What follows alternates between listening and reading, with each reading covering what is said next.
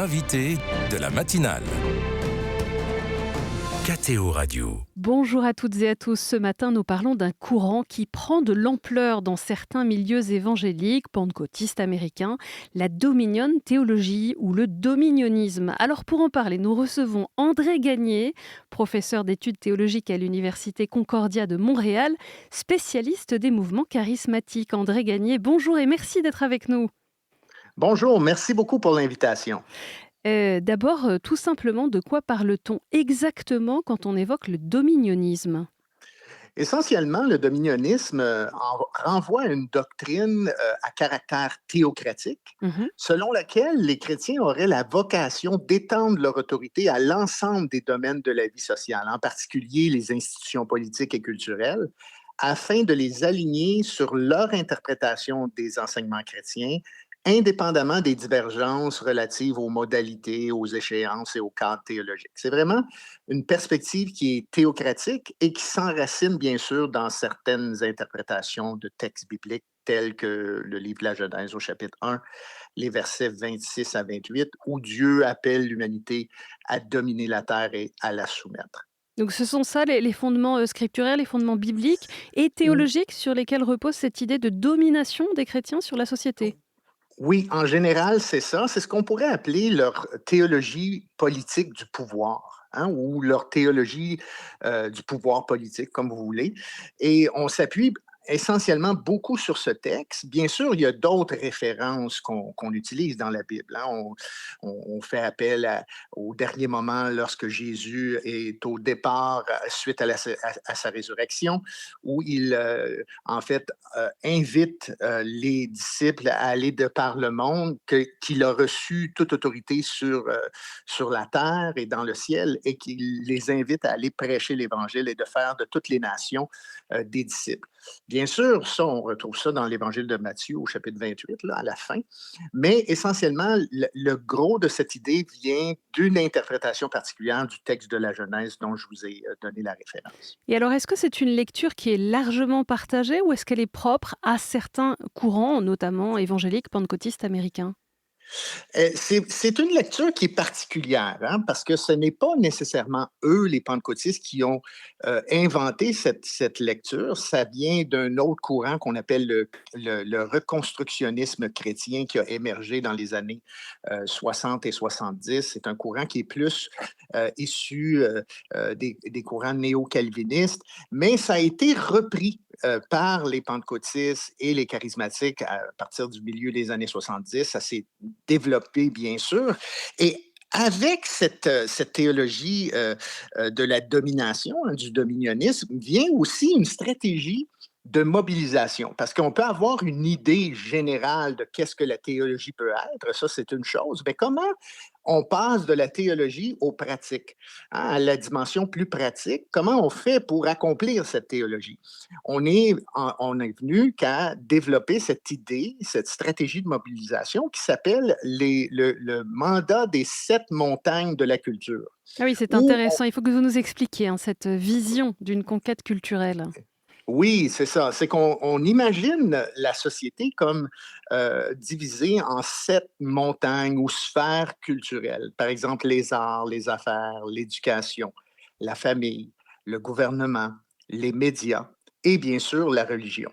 Et le but, c'est d'avoir des chrétiens au sommet de ces montagnes afin d'influencer, hein, avoir des chrétiens dans des positions de direction, de leadership au sommet de chacune de ces montagnes de la culture afin d'influencer le reste de la culture. Voyez-vous, c'est vraiment une conquête, hein, culturelle en s'assurant d'avoir des personnes qui sont en charge de ces éléments culturels pour apporter un changement social, une transformation sociale qui est un peu à l'image qu'on a de la société, qu'est-ce qu'une société chrétienne devrait être, hein.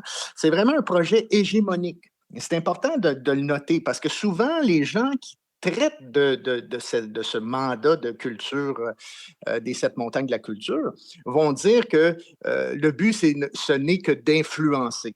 Bon, influencer, on peut bien vouloir influencer, mais le problème, c'est lorsque l'influence devient un problème hégémonique, lorsqu'on cherche à imposer une vision du monde sur le reste de la société, et c'est un peu ça le dominionnisme, hein. Ce n'est pas la question d'influence seulement, mais ça va au-delà de cela, c'est de faire en sorte que le christianisme devient la religion principale aux États-Unis et que c'est un projet hégémonique. Et André Gagné, dites-nous qui porte aujourd'hui cette vision aux États-Unis et pourquoi trouve-t-elle un écho particulier dans les milieux évangéliques? Elle trouve un écho particulier dans les milieux évangéliques. Bon, ce n'est pas tous les évangéliques Mmh. nécessairement qui adhèrent à ce principe. En ce moment, c'est très, très populaire, cette idée, chez certains groupes néo-calvinistes et également chez certains groupes de type pentecôtiste.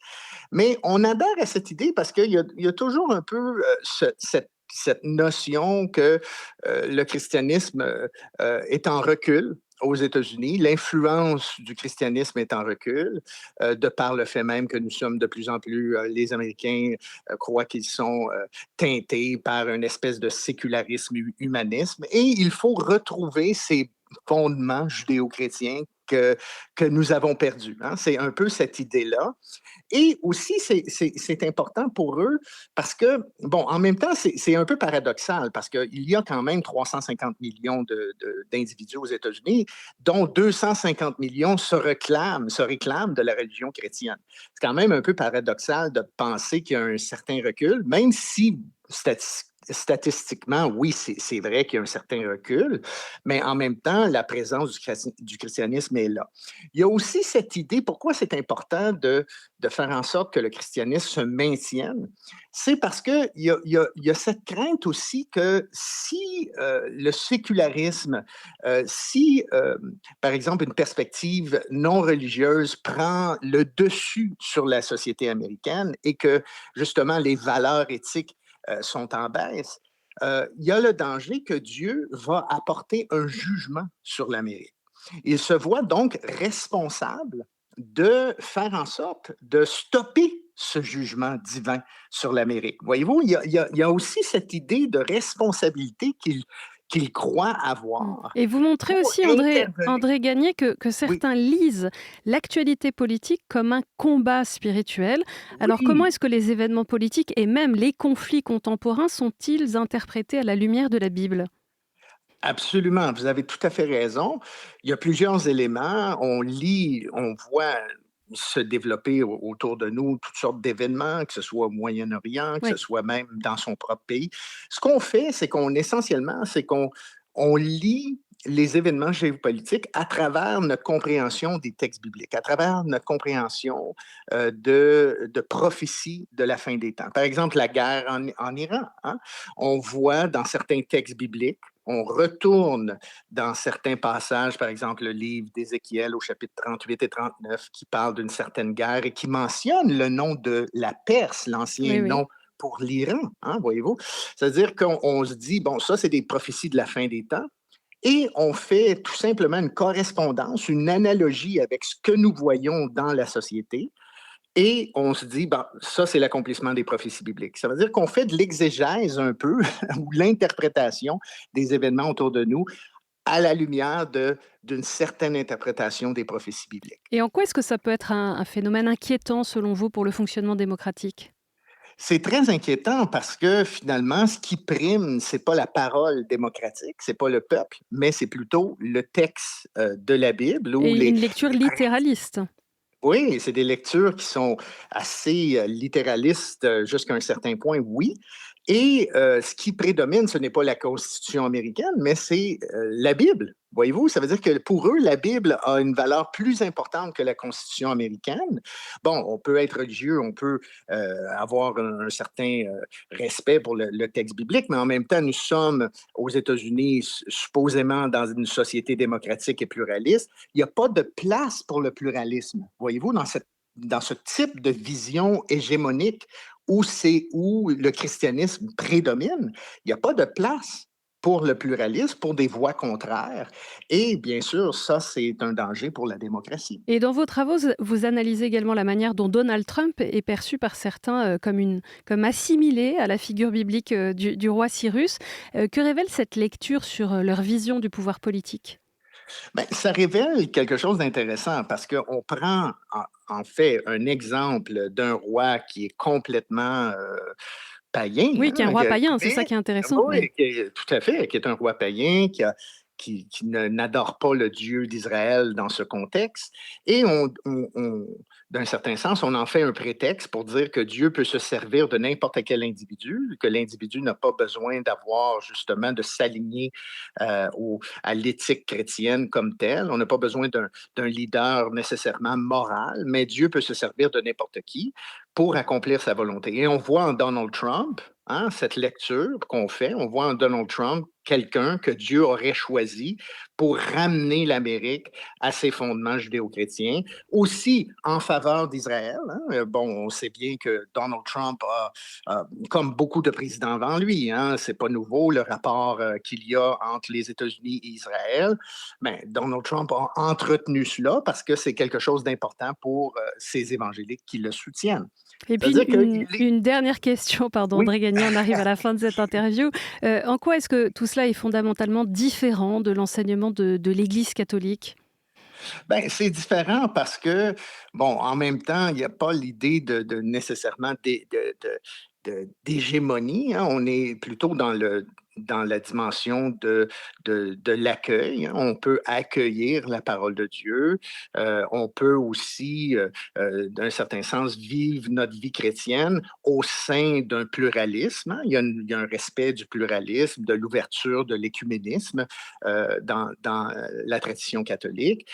Ici, on n'est pas dans une vision, comme je disais, qui est très écuménique. Et même s'il y a, jusqu'à un certain point, un écuménisme de convenance aux États-Unis entre certains catholiques qui seraient plus d'une vision similaire à ces évangéliques pro-Trump, en fin de compte, ce qui va arriver, c'est que lorsqu'on est au pouvoir, quelle forme de christianisme va vraiment prédominer? Est-ce que c'est le christianisme de ces évangéliques pro-Trump ou est-ce que c'est un christianisme qui adhère à certains principes catholiques? Les évangéliques, en principe, ne sont pas nécessairement tous pro-catholiques, comme on sait. C'est-à-dire qu'on a vraiment des visions différentes et bien sûr, le message de l'Évangile tel que prôné par le pape Léon et en est un d'ouverture, en est un de respect de l'autre. On n'appelle pas à la guerre et ainsi de suite. On s'enracine beaucoup plus dans les principes qu'on retrouve dans l'enseignement de Jésus, hein, d'aimer son prochain, les béatitudes et ainsi de suite.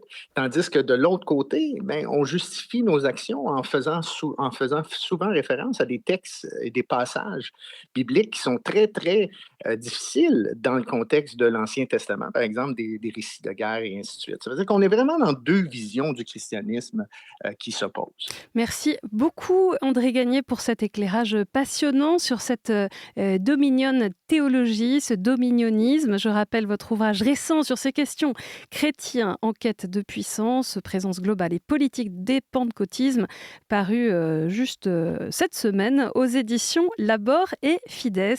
Excellente journée à vous. Merci.